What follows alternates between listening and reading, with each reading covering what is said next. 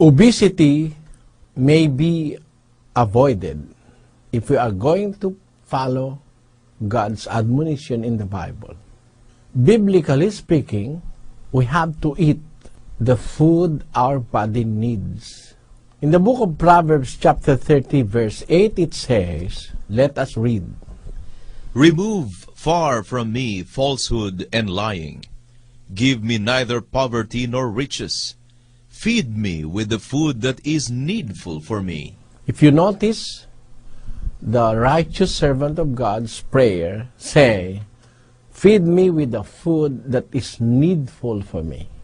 Food, in the proper sense of the word, must be the need of the body. But in our society now, there are food which are called food, but are not food. They are poison.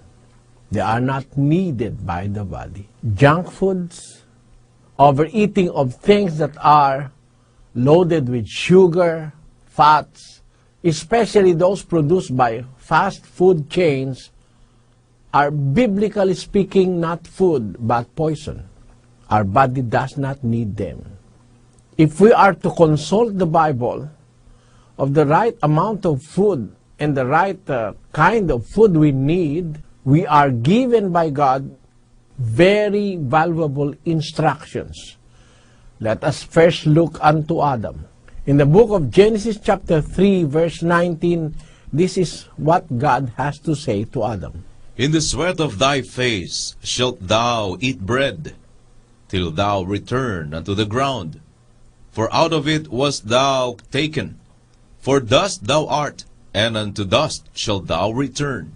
The admonition is, in the sweat of thy face thou shalt eat bread. We will remember that when Adam has not yet transgressed God's law, the commandment was for him to eat freely the fruit of the trees in the garden.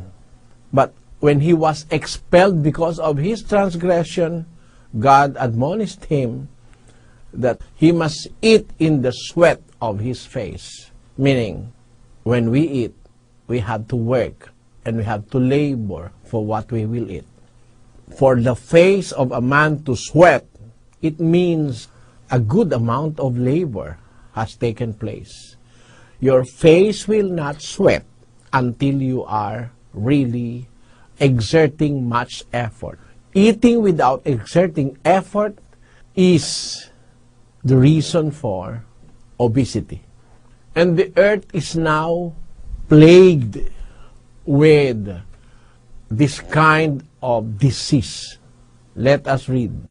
From the World Health Organization, facts. Globally, there are more than 1 billion overweight adults, at least 300 million of them obese.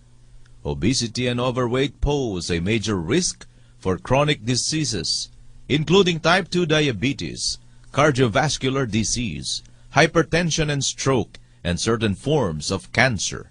The key causes are increased consumption of energy-dense foods, high in saturated fats and sugars, and reduced physical activity.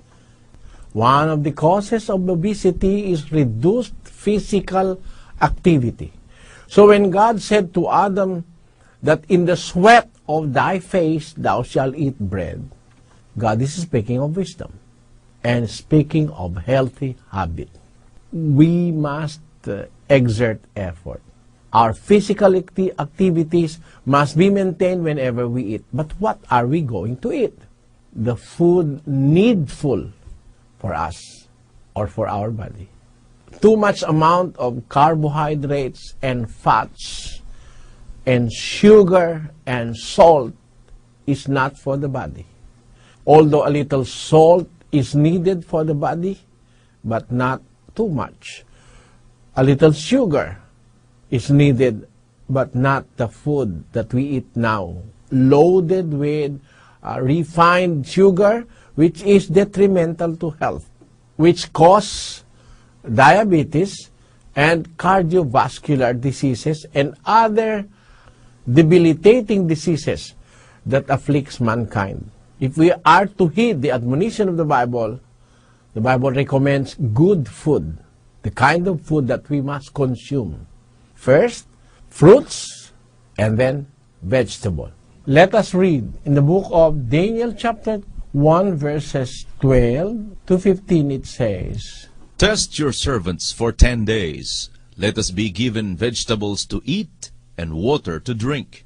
Then let our appearance and the appearance of the youths who eat the king's rich food be observed by you, and according to what you see deal with your servants. So he hearkened to them in this matter, and tested them for 10 days. At the end of 10 days it was seen that they were better in appearance and fatter in flesh than all the youths who ate the king's rich food. Here is an incident by which eating of vegetables and drinking water in 10 days is most beneficial to the human body.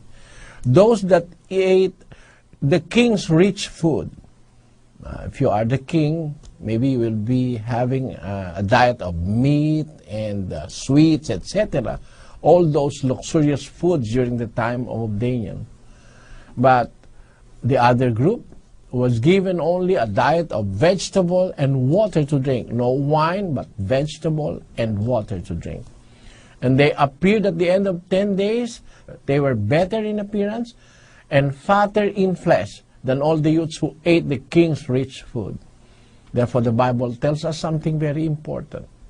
It depends on the food that we eat, the food that our body needs. And we must be very careful about this, biblically speaking.